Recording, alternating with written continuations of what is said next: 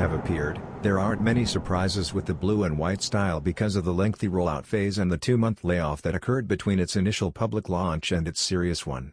The public version of the Nike Kobe 6 Dodgers has a blue TPU heel clip instead of the white one that was provided to the actual LA squad, if you've been following the shoe's development from the beginning to the end.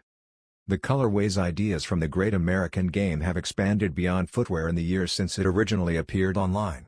Along with that area-exclusive, earnest performance gear and even baseball-inspired clothing are now looming as possible accessories for this vintage sneaker.